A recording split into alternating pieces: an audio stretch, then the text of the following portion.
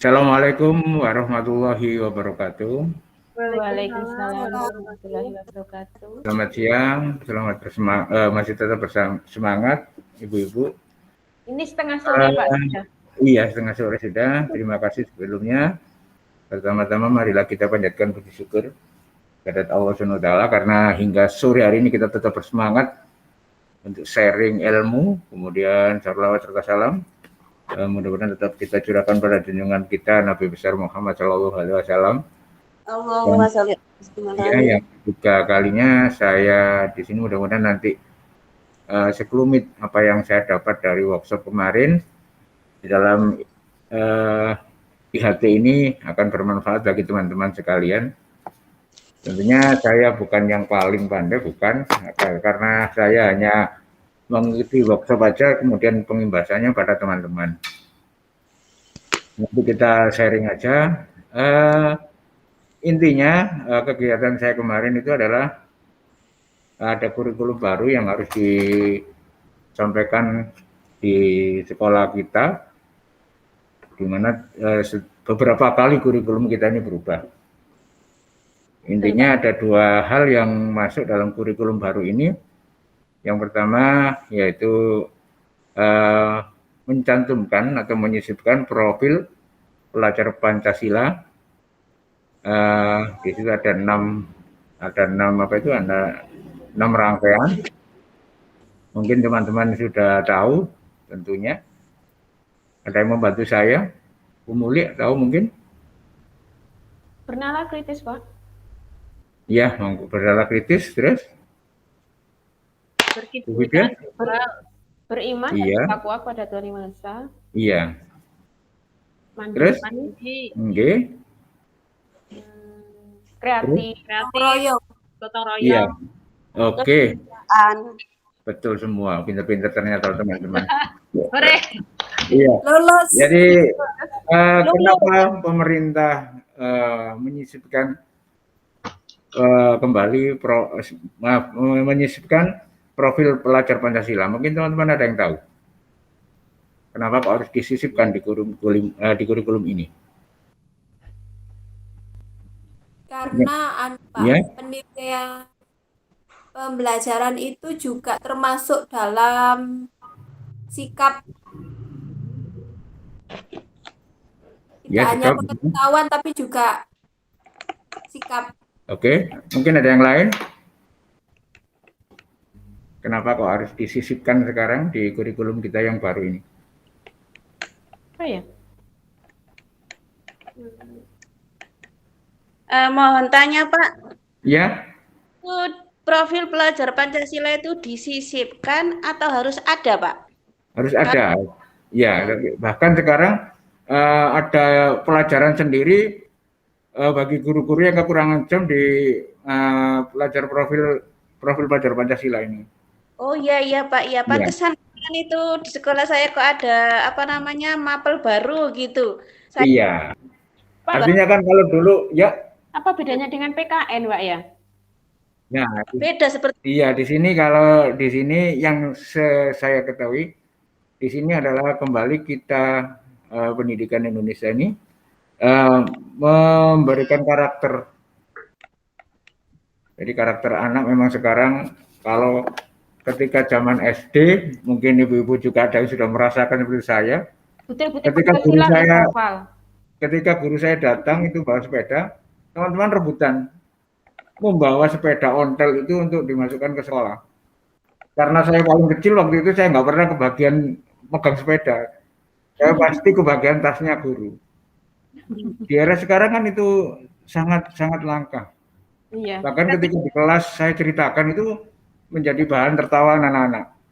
Ini bukan film anak-anak, ini ternyata benar-benar terjadi pada diri saya. Anak perempuan disuruh buat teh, luar biasa senangnya.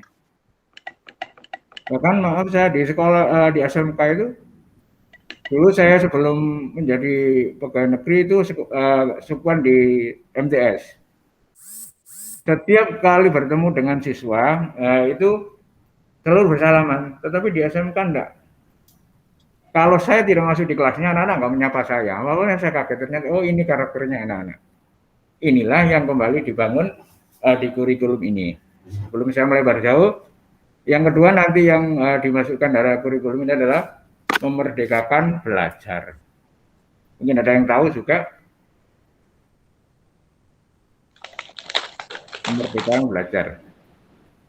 Inilah yang baru dari kurikulum ini. Oh ya, Bu Vidya mungkin? Iya, memerdekakan belajar nggih. Nggih. Memerdekakan belajar itu memberi kebebasan terhadap anak untuk mencapai tujuan mereka. Jadi setiap anak kan mempunyai tujuan masing-masing. Kalau menurut saya seperti itu, Pak. Jadi ya seperti itu. Jadi kalau ada 36 siswa, saya harus menuruti kemauan mereka masing-masing gitu maksudnya, Bu? Iya, Pak. Jadi kan setiap anak kan mempunyai keinginan masing-masing. Mempunyai karakter masing-masing sendiri juga. Misalnya, saya suka pelajaran bahasa Inggris. Seperti itu ya. Saya suka pelajaran bahasa Inggris. Jadi kita sebagai guru itu harus bisa mengarahkan anak tersebut. Berarti kamu lebih banyak belajar bahasa Inggris. Bukan berarti anak tersebut meninggalkan mata pelajaran lainnya. Anak itu bisa mengikuti pelajaran lainnya, tapi dengan ketentuan-ketentuan itu tadi, itu yang telah diberikan. Terima kasih Bu Vidya. Jadi memang itu, jadi tidak harus sepenuhnya 100% kita mengikuti kemauan anak, tapi kita hanya membimbing mereka itu cenderung ke arah mana, kesukaannya itu. Jadi materi yang akan saya bahas kali ini adalah ATP atau alur tujuan pembelajaran. Bentar, saya tampilkan dulu.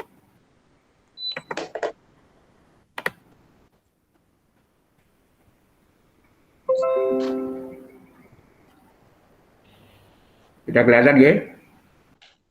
Nggih, sudah, Pak. Belum. Oke. Oh, sudah, Pak. Iya. Yang pertama, saya akan menyampaikan prinsip penyusunan ATP atau alur tujuan pembelajaran. Ada 6 prinsip di situ. Yang pertama, menggunakan bahasa yang sederhana, bahasanya jelas, menggunakan istilah umum, tidak ambigu. Kenapa? Karena tujuannya tidak menimbulkan penafsiran ganda. Seandainya ada bahasa yang digunakan itu bahasa yang jarang dikenal oleh masyarakat, itu kita bisa menggunakan glosarium pada modul pembelajaran kita nanti. Yang kedua, esensial kontekstual, mengandung makna, memuat aspek pembelajaran yang sangat mendasar atau paling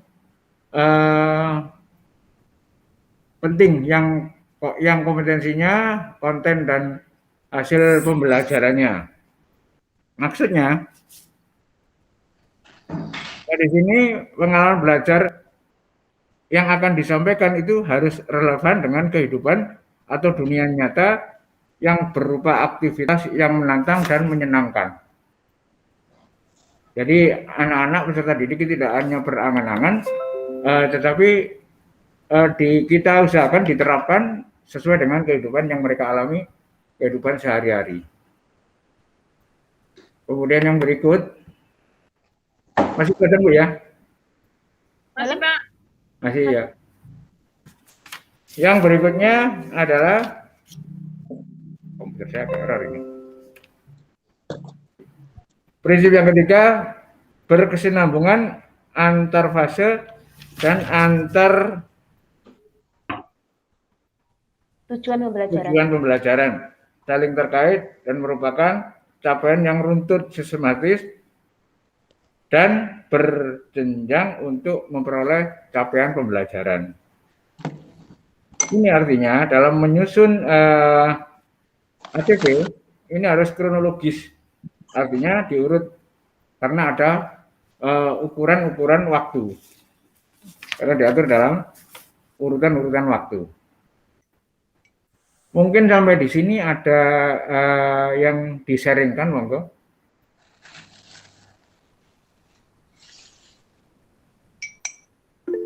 Apa yang perlu ada yang disaringkan? Ya, monggo Bu Vidya. Ya, Pak mau tanya, dalam penyusunan ATP itu nanti itu semuanya itu dicantumkan dalam modul atau tidak? Boleh ya. Kalau ATP itu bisa tergantung dari kondisi sekolah masing-masing. Hmm. Kalau capaian pembelajaran memang itu pemerintah yang menetapkan, tapi ATP ini guru bisa apa sih yang diinginkan setelah proses pembelajaran tema ini. Jadi antar sekolah yang satu dengan sekolah yang lain, bahkan guru yang satu dengan yang lain, bisa saja proses penyusunan ATP-nya berbeda. Itu Bu. Begitu. Iya, iya. J. Iya. Ada yang lain mungkin membantu atau menanggapi pertanyaan dari Bu Vidya? Saya tanya Pak, Oke. berarti intinya kalau ATP itu kita tidak bisa ya Pak untuk yang lain begitu. Iya, Terima kasih. karena tujuan pembelajaran itu mungkin gini, antara saya sendiri antara kompetensi anak-anak listrik itu karakternya lebih keras. Dengan karakter busana butik yang mayoritas memang semuanya perempuan, itu mungkin saya bisa dalam pembelajaran yang sama saya akan menyusun ATP yang berbeda. Begitu. Mungkin Pak. Oke, saya lanjutkan ya. Oke. J. Yang keempat, pengoptimalan 3 aspek kompetensi, yaitu pengetahuan, keterampilan, dan sikap. Di sini memang di dalam memberikan tujuan pembelajaran, kita tidak hanya mentransfer ilmu, karena mungkin anak-anak lebih pandai dari kita, karena zaman sekarang anak-anak ngeklik materi saja sudah muncul beberapa pilihan materi. Tapi yang nggak ada di internet itu adalah membentuk, mengarahkan, mendidik siswa, yang nggak ada itu. Sehingga dalam ATP 3 aspek itu harus terpenuhi. Kemudian aspek yang kelima, operasional dan aplikatif. Rumusan ATP menvisualisasikan dan mendeskripsikan proses pembelajaran dan penilaian secara utuh yang dapat menjadi acuan operasional yang aplikatif untuk merancang modul ajar. Mungkin ada sharing lagi, monggo.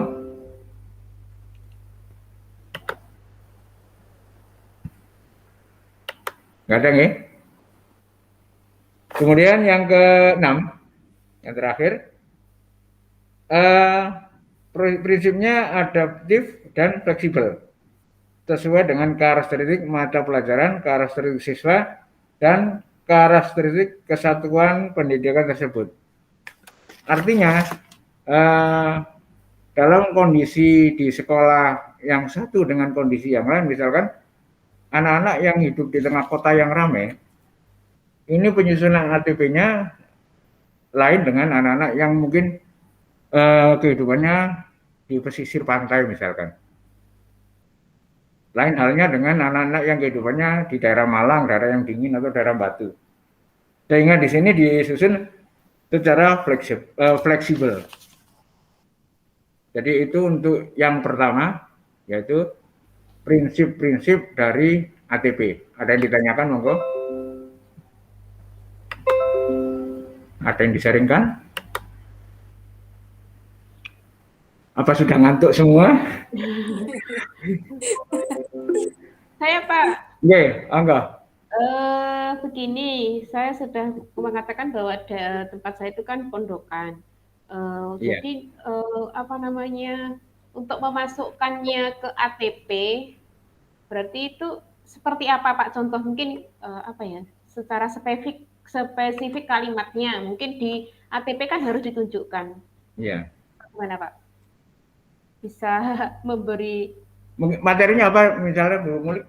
Ada materi apa misalkan? kalau Bernegosiasi apa misalkan? kalau pondok itu mungkin kalau observasi bisa Pak ya? Bisa. Kan Kalau pengamatan misalnya. apa itu? Elemen berbicaranya itu yang kental di pondok mungkin. Karena di situ anak-anak diharapkan bisa berpidato, berkhitbah. Oh iya. Nggih, materi pidato, ceramah gitu Pak ya? Iya. Atau mungkin materi negosiasi, materi apa itu teks eksposisi itu kan bisa diarahkan elemen berbicaranya yang kalau memang di pondok itu mencetak calon-calon penceramah misalkan. Jadi elemen berbicaranya yang lebih banyak. Mungkin itu Bu jawabannya. Nggih Pak. Ada yang lain monggo sebelum masuk ke berikutnya nggih, Bu Vidya? Iya, Pak mau tanya tentang tujuan. Kan di sekolah mempunyai banyak jurusan, nggih. Iya. Nah, apa kita harus membuat tujuan itu berdasarkan jurusan masing-masing tersebut? Kalau misalnya berorientasinya pada siswa dan kejuruannya anak-anak itu tadi. Misalnya contoh gini, kalau misalnya teks laporan hasil observasi, kalau di mesin membuat apa tuh namanya dari akrilik kayak gitu kan bisa tuh Pak itu ya. Iya. Nah, Iya. terus misalnya di otomotif, di TKRO itu mengoperasikan apa? Membuat LHO tentang mobil listrik, misalnya Iya. gitu. Itu kan apa kita harus membuat apa namanya macam-macam tujuan berdasarkan kejuruan tersebut. Ya, intinya tujuan kita materi itu apa? Nanti pengembangannya di dalam kelas ketika kita melakukan pembelajaran mungkin berbeda. Contohnya gini Bu, misalkan di sekolah jurusan listrik karakter anak laki-laki, kalau mungkin kita ajak diskusi nggak asik mereka. Kalau diajak tanya jawab, mungkin mereka lebih asik. Lain halnya dengan jurusan multimedia yang cenderung di sini anaknya karakternya memang agak lembut. Mungkin ketika saya mempelajari negosiasi, ini lebih baik saya buat mereka berkelompok untuk mempresentasikan. Mungkin itu walaupun ketika saya menyusun ATP itu tujuannya adalah siswa misalkan peserta didik bisa mengetahui struktur dari negosiasi misalkan. Berarti tetap sama nggih Pak? Tetap sama, mungkin hanya perbedaannya mungkin Bu Vidya tadi betul ketika melaporkan hasil observasi di jurusan ini apa sih yang ditekankan misalkan bagaimana cara mengelas kalau anak listrik, bagaimana cara mengelas, coba kamu amati bagaimana cara mengelas yang bagus dan hasilnya yang baik misalkan. Iya. Kemudian kalau di pesan budik, bagaimana menjahit baju pesta, kan sama-sama mereka mengamati Bu. Iya, J. Oke. J Pak. Dilanjutkan J. J. Oke, terima kasih.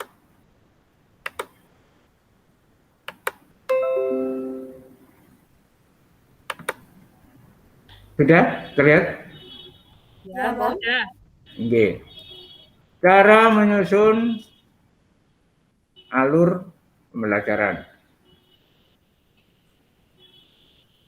Yang pertama, alur pembelajaran harus mencakup kompetensi, konten, dan variasi. Adapun yang dimaksud dengan kompetensi adalah kemampuan yang dapat didemonstrasikan atau dikuasai oleh peserta didik. Sedangkan konten adalah materi atau konsep utama yang perlu dipahami peserta didik. Kemudian pembelajaran, peserta didik di dalam akhir suatu unit pembelajaran. Sedangkan yang dimaksud dengan variasi adalah keterampilan berpikir yang perlu dikuasai siswa untuk dapat mencapai tujuan pembelajaran. Jadi Itu cara menyusun alur pembelajaran. Sehingga apa yang diharapkan oleh guru atau seorang pendidik dalam menyampaikan materi itu, kalau mencantumkan hal-hal tersebut akan sesuai dengan apa yang kita inginkan. Ada yang didiskusikan? Jadi di alur itu harus ada kompetensi, konten, dan variasi. Harus Pak ya? Iya. Namun ya? Ya, sampun Oke. Pak. Oke. Berikutnya cara membuat ATP. Kalau di kurikulum 13 kemarin hampir sama sebenarnya. Yang pertama kita ini kurang ini. Yang pertama kita tampil, saya ganti dulu ya. Ini. Kita cantumkan identitas. Apa saja yang perlu ditampilkan di identitas?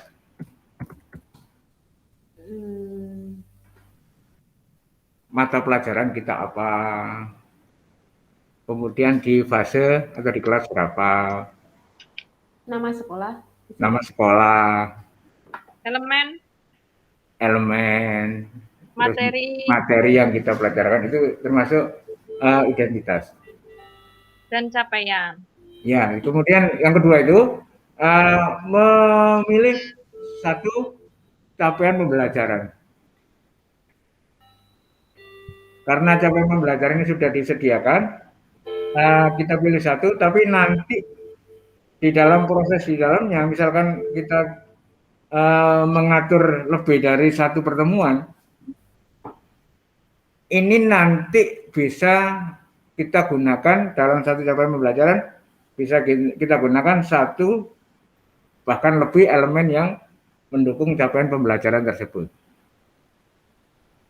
Kemudian diturunkan menjadi elemen tadi yang saya sebutkan, dari CP diturunkan ke elemen-elemen, kemudian berikutnya dikembangkan menjadi tujuan pembelajaran yang disesuaikan dengan kebutuhan. Jadi tadi dikatakan Bu Widya, antara jurusan ini dan jurusan ini kebutuhannya berbeda. Ya. Ini tergantung cara pendidik itu bagaimana mengembangkannya di dalam proses pembelajaran. Yang berikutnya menyampaikan variasi, yaitu menggunakan keterampilan berpikir kreatif, kritis, dan tingkat tinggi. Selanjutnya memasukkan konten materi yang dipelajari. Kemudian berikutnya kompetensi. Ini saya kasih contoh kompetensi teks negosiasi. Nanti di dalamnya itu anak-anak atau peserta didik mengetahui struktur umum, mengetahui kebahasaan, mengetahui unsur dalam negosiasi. Kemudian berikutnya memasukkan profil pelajar Pancasila yang tadi ada 6 itu. Bisa lebih dari, yang jelas ada 2 atau 3. Jadi itulah cara menyusun ATP. Ada yang di-sharingkan terlebih dahulu?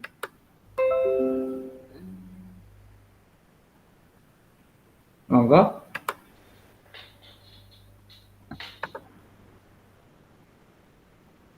Begini Pak, jadi kalau misalnya capaian pembelajaran kita tentukan itu apa, ya. Kemudian untuk elemennya misalnya menulis, menyimak dan menulis. Itu nanti di tujuan pembelajarannya, contohnya misalnya seperti apa Pak? Berarti kan lebih dari satu tujuan ya? Elemen Bu, lebih dari satu elemen. Yang jelas kalau tujuan pembelajaran kita membuat beberapa kan tujuan pembelajaran di satu materi itu. Iya. Enggak. Jadi elemennya bisa lebih dari satu. Elemennya bisa lebih dari satu. Iya, Walaupun misalkan gini, tadi teknik negosiasi, Mm-mm. itu ketika mereka anak-anak yang pertama hanya mengetahui struktur, unsur, kaidah kebahasaannya, ini anak-anak lebih banyak menyimak. Tapi Iya, kemudian pada pertemuan berikutnya, anak-anak harus berkelompok untuk membuat diskusi. Ini elemennya, elemen berbicara. bicara. Mungkin suatu saat anak-anak saya suruh menulis sebuah kegiatan yang ada hubungannya dengan negosiasi. Berarti ini kita masukkan elemen menulis. Itu mungkin, Bu. Iya, iya, iya, iya. Berarti nanti Namun, tiap apa namanya pertemuan kan di modul itu ada kegiatan itu berarti bisa di pertemuan yang pertama menyimak dulu gitu ya elemennya. Bagaimana Pak? kalau saya biasanya lebih dari satu elemen dalam satu Oke, oke. pertemuan. Karena kalau misalkan hanya menyimak saja dalam durasi waktu yang sekian lama, mungkin anak-anak jenuh. Dan mungkin guru akan kehabisan materi untuk berbicara. Tapi kalau memang dalam kegiatan itu anak-anak diputarkan film yang durasinya panjang, mungkin bisa saja. Tergantung dari kebutuhan guru itu apa. Iya, iya. Iya Pak. Terima Oke. kasih. Ada lagi? Oh, ya? Oh, iya. Oh, Ye. Jadi, ye? ya. Oke. Oh, bukan ya. Ya. Jadi, Ada syuting di rumah saya. oke, selamat menyuting, Bu. Jadi, kegiatan kita pada sore hari ini, siang dan sore hari ini, intinya bahwasanya dalam proses pembelajaran, ATP ini sangat mendukung sekali seorang pendidik atau seorang guru untuk mencapai tujuan, mencapai proses pembelajarannya. Karena saya yakin sesuatu yang dirancang dulu ini hasilnya akan lebih baik daripada tidak ada rancangan apa-apa, guru melakukan pembelajaran. Itu saja. Jadi terima kasih atas kerjasamanya, atas keaktifannya, atas sharingnya. Mudah-mudahan ilmu ini bermanfaat. Dan saya mohon maaf apabila dalam menyampaikan materi ini kurang memuaskan para audiens sekalian. Karena sekali lagi tadi saya katakan bahwasanya kita ini sharing sedikit ilmu. Jadi demikian saya akhiri. Assalamualaikum warahmatullahi wabarakatuh. Waalaikumsalam warahmatullahi wabarakatuh. Warahmatullahi wabarakatuh.